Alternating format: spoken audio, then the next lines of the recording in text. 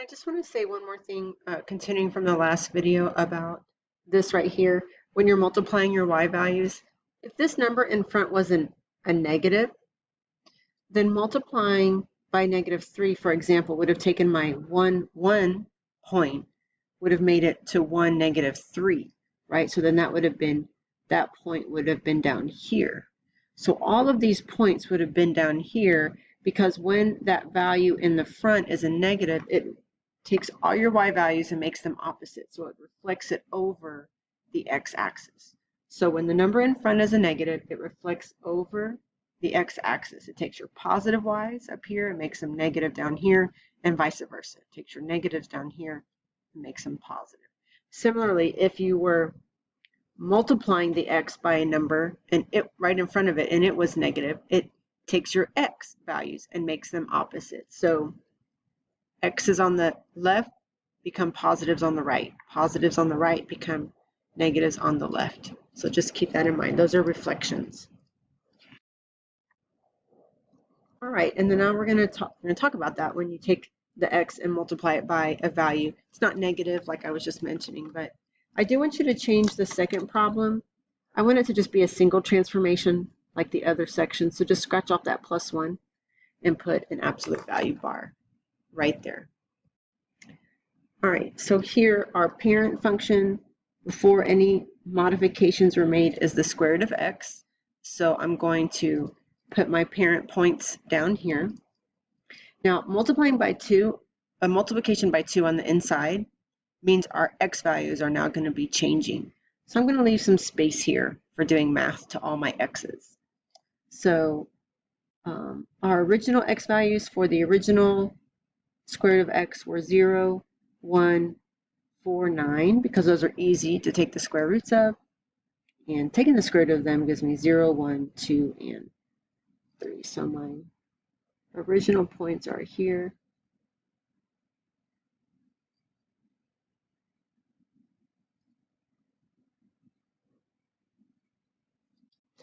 And now multiplying x by 2, remember we talked about how this is an insider's lie, so we're going to be multiplying by the reciprocal. So the reciprocal of 2 is half. So I'm going to be multiplying all my x's by 1/2.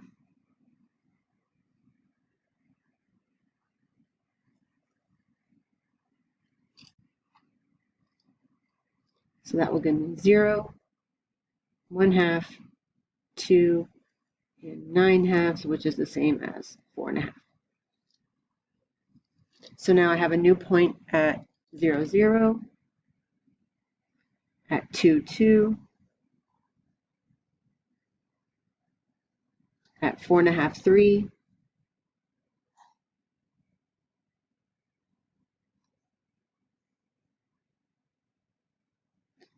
okay, so I didn't draw it very well, but hopefully what you can see is because the x values, the y values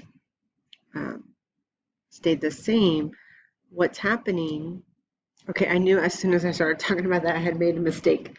My second point is 1/2, 1, so go over 1/2, up 1, and then over 2, up 2, and then over 4.5, 0.5, and 3. So you can see what has happened to the original points is that they've kind of been shrunk in here. And so even though it looks like we're multiplying by 2, and you might think that would stretch your x's out, really it's compressed them in. So multiplying by a number bigger than 1 is a horizontal compression.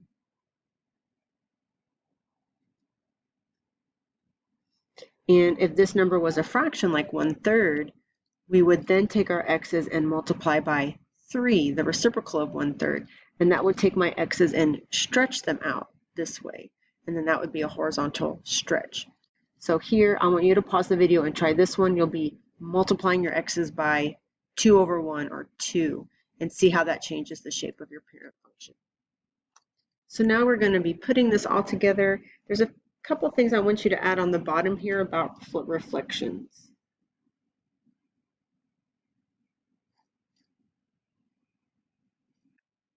If you have a negative, so let's say our parent function is x squared,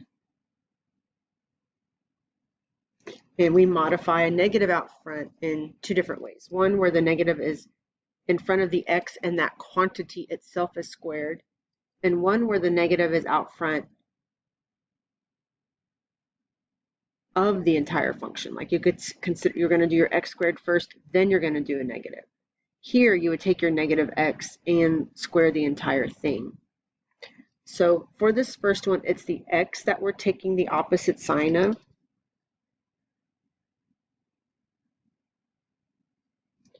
So your positive x's become negative, your negative x's become positive. That means you're going to be reflecting over the y-axis. This is a reflection over y. So this is my pen is my y-axis, and you have a negative in front of your x directly attached to your x, right? Inside of the parentheses or inside of the brackets or inside of the square root or the absolute value. Then you're changing the signs of your x's. Negatives become positive, positives becomes negative, so it reflects over y. Now, if your negative is out front of the entire function, it's not inside parentheses, it's not inside brackets, it's not inside absolute value bars, it's way out in the front of everything, then this is going to be changing the sign on your y values, your output. So opposite of y, which means reflect over the x-axis. So imagine this is my x-axis. If I have positive y's up here and they change sign to negative, negative changes sign to positive, this is a reflection over, back and forth over the x-axis.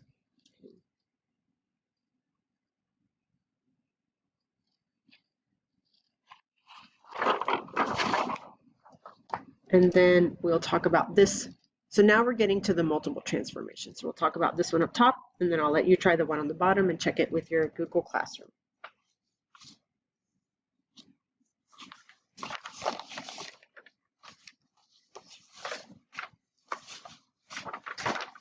So the first thing I want you to find before you even think about all the changes that has happened is, what is your parent function and what is letting you know, and how can you tell? So the key here is that you see this squared. This is how I know my original function, my parent function, is an x squared. And it's been changed 4 different ways. X has a -1. X also has times a third. Then you see how these brackets are right here out in front. The entire function is being multiplied by 2, and then 5 is being subtracted from the entire function as well on the outside. So this is what we talk about the inside. See these brackets with the squared on the outside? The -1 and the 1/3, those are my 2 insiders lie. And then 2 and the -5 is what I mean by the outside of the function. And these are changes to the y value. So what we're going to do first is just write down our parent points for the x squared function. So for x, it was -2, -1, 0, 1, 2. And when I plug those into just x squared without any modifications, I've got 4, 1, 0, 1, 4.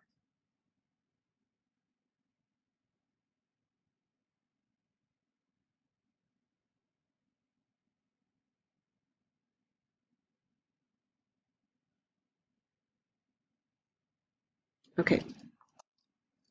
So now let's start with the 2 inside modifications that are occurring to the x. I have a -1. So if we're doing the opposite of that, we're going to be adding 1 to x. Okay, it's going to go right 1. And then 1/3, we're going to be multiply x by 3/1, or 3. So now there's 2 things happening to my original x values. And so you might think, well, which one do we do first? And the answer is follow your order of operations. Do multiplication first and add subtract second. So we're going to start by taking each one of these and multiplying by 3.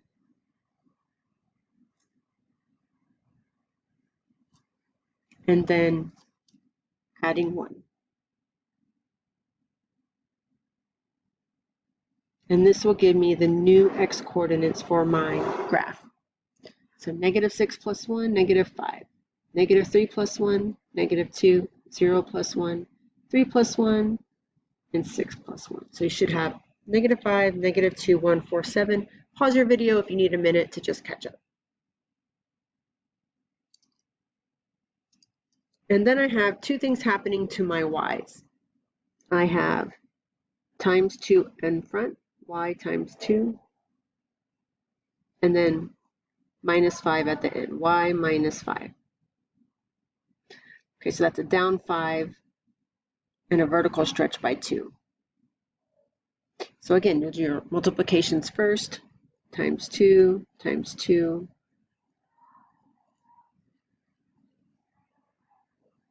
and then -5.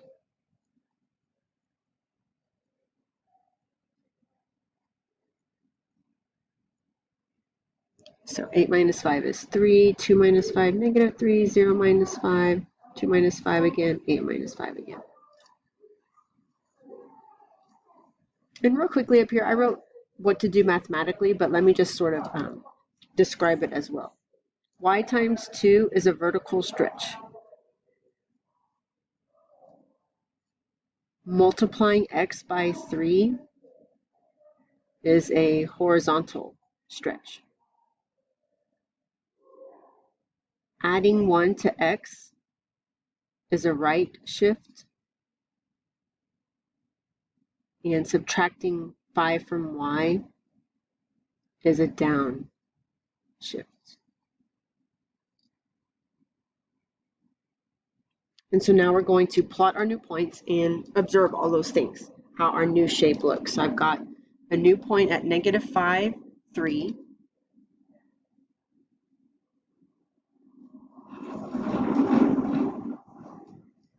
A new point at -2, -3.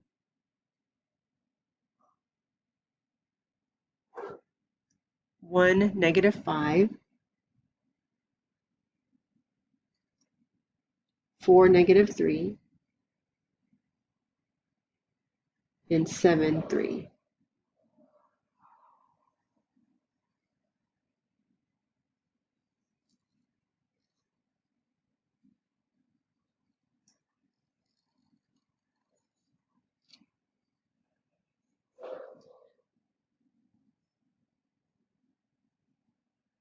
All right, so you take a minute, try this one, check it with your Google Classroom key. The parent function, you see the absolute value bar, so you know the parent function is absolute value, so you're going to start with those parent points.